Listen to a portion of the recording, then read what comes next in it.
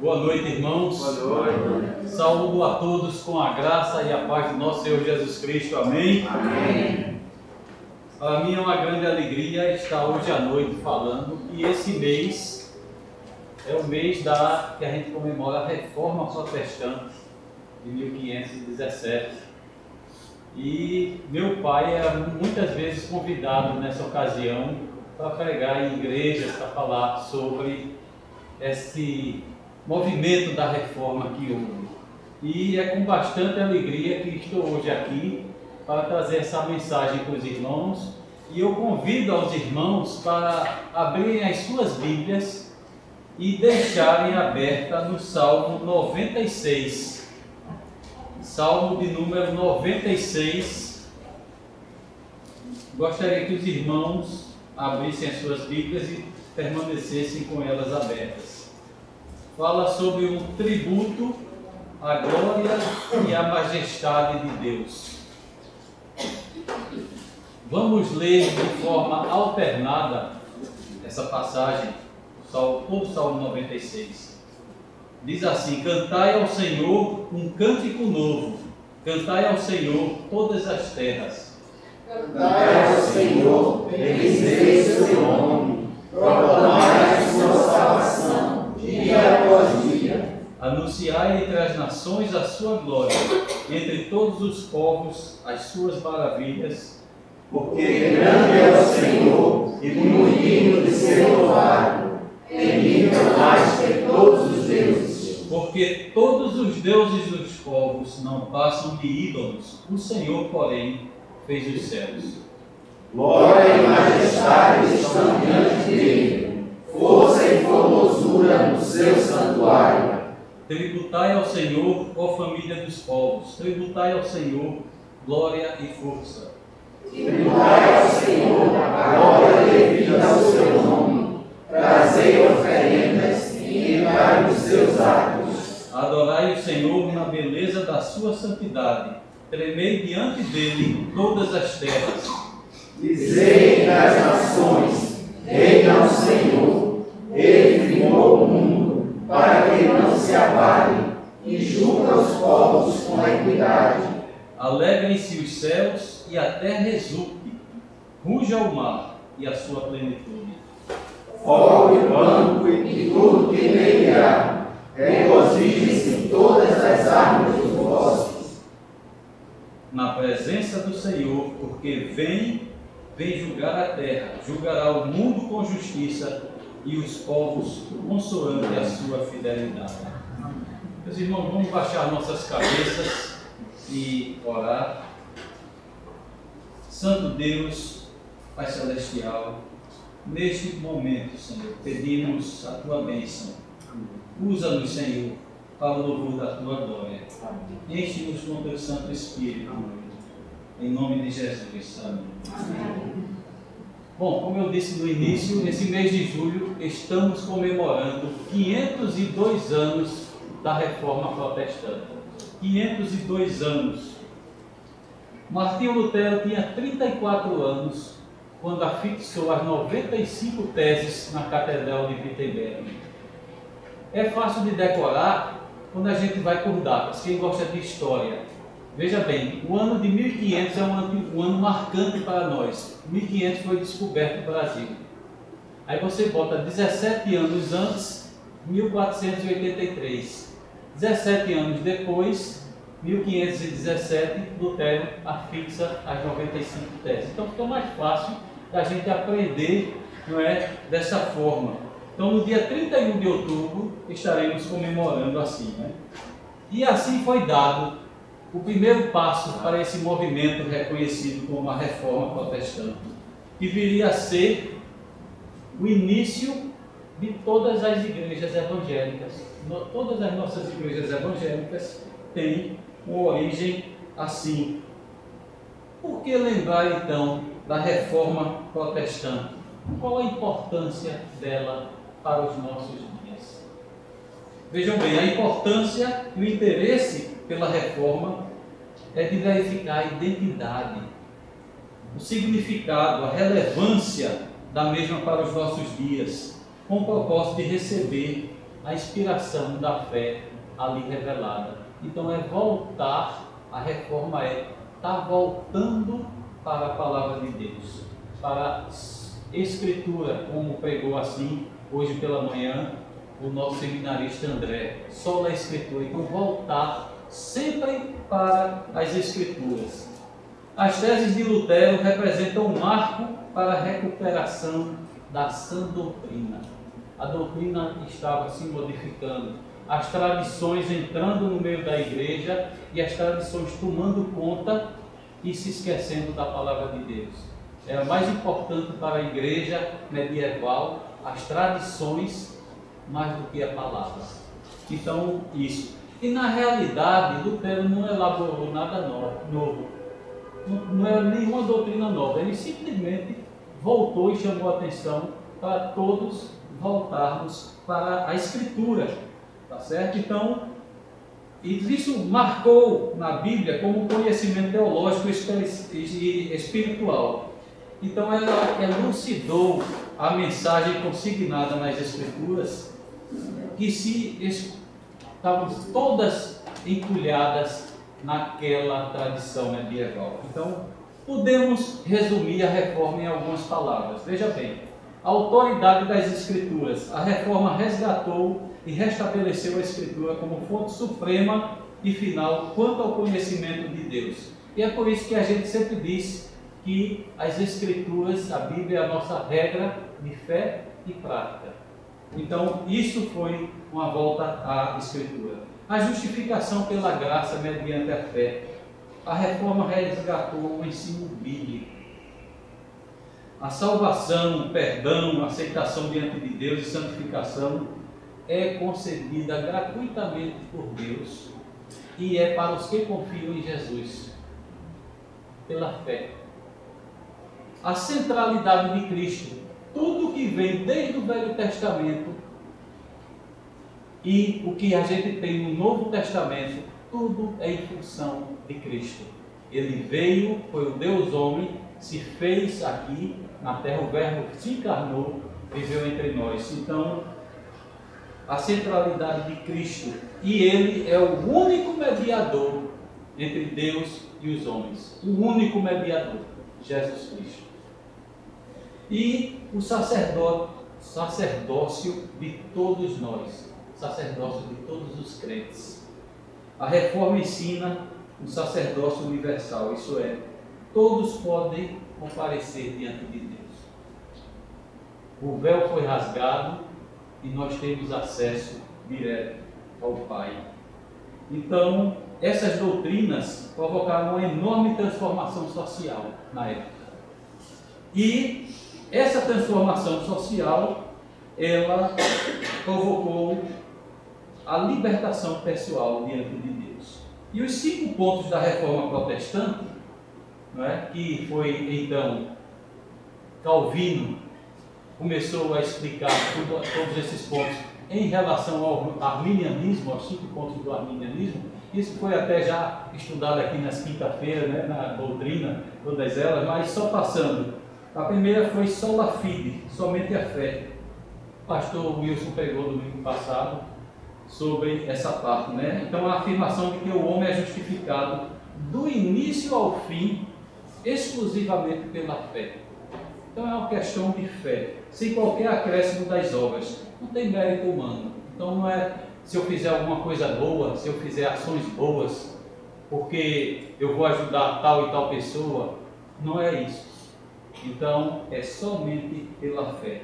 É um dom de Deus, é um presente de Deus. E foi na cruz que os pecados dos homens foram lançados sobre Cristo, cumprindo assim a justiça de Deus. O segundo ponto foi solo Cristo, somente Cristo. Então, defendeu que a mediação entre Deus e o homem é feita por Jesus Cristo e o pecador é uma obra exclusiva dele. Então, o terceiro ponto diz só a Escritura, que o nosso seminarista André pregou hoje pela manhã. O princípio da sola Escritura afirma que a Bíblia Sagrada é a única regra de fé e prática, e onde se encontram os fundamentos da teologia cristã. O quarto ponto é sola graça, somente a graça. Apenas os reformados acreditam que o pecador é salvo somente pela graça de Deus. Tá certo? A sola graça afirma que não há nada que possamos fazer. Não posso ajudar a Deus em nada para obter a salvação. É unicamente exclusiva pelo amor dele para conosco. Não é mérito da salvação. Não podemos cooperar com Deus nisso. E o último ponto do calvinismo é soli Deo gloria. Somente a Deus seja dada a glória. A reforma surge centralizando a glória e o louvor somente a Deus. E em Isaías 43, versículo 7, diz: o Senhor nos mostra que formou o homem para a sua glória. E o apóstolo Paulo torna prático esse entendimento em 1 Coríntios 10, 31, anunciando que quer comamos, quer bebamos, tudo o que façamos deve ser para a honra e para a glória de Deus. Não para a nossa própria glória, não para a glória dos outros. Então, quando nós nos reunimos aqui para cultuar a Deus, não é um culto bonito, não é para me satisfazer, mas independente de qualquer coisa, eu devo estar aqui com o intuito de louvar a Deus. Só a Deus deve ser dada a glória. E é sobre esse último ponto da reforma que quero compartilhar com os irmãos esse Salmo 96. Os irmãos estão com a Bíblia aberta aí e podem acompanhar. Veja bem, esse Salmo 96 é um tributo à glória e majestade de Deus. Ele está relacionado, se os irmãos abrirem também a sua Bíblia lá em 1 Crônicas, no livro das Crônicas, no capítulo 16, 1 Crônicas 16, ele relaciona vários salmos. Por exemplo, o Salmo 105, o Salmo 106, o Salmo 96 está relacionado lá no livro de 1 Crônicas. 1 Crônicas capítulo 16. E se os irmãos observarem, mais especificamente, dos versículos 23 ao 33 do Salmo, ele exatamente está inserido aí o Salmo 96. Os primeiros versículos fazem parte do Salmo 105 e os restantes do Salmo 106. Agora é interessante que esse Salmo 96 tem uma peculiaridade. Ele convoca todos os povos. Nos outros, no 105 e no 106, ele convoca o povo judeu, o povo de Israel, a nação escolhida. Aqui não. Ele está escolhendo todos os povos. Então é uma coisa bem interessante aí. É uma convocação para todas as nações louvarem ao Senhor como o único Deus e para proclamarem a glória do seu reinado por todo o mundo. Uma antecipação aí no Antigo Testamento da missão mundial do povo de Deus no Novo Testamento. Davi, quando assumiu o seu reinado em Israel, no lugar de Saul, ele fez três coisas interessantes e importantes. A primeira é que ele conheceu Irão, rei da Pérsia, e conseguiu com Irão muitos bens, madeiras e utensílios para construir o templo. Então ele preparou tudo para a construção do templo, a casa de Deus. Ele não construiu, foi Salomão quem teve a oportunidade, Deus não permitiu. Ele era bem intencionado, queria construir o templo, mas Deus não permitiu. Deu para Arão, porque Davi teve mãos de sangue, e Deus não permitiu ele construir. Ele trouxe a arca de volta para Jerusalém também. Então, a arca da aliança não é a arca de Noé, por favor, não confundam, né? A arca da aliança, que representava a presença de Deus, tinha passado 100 anos com os filisteus.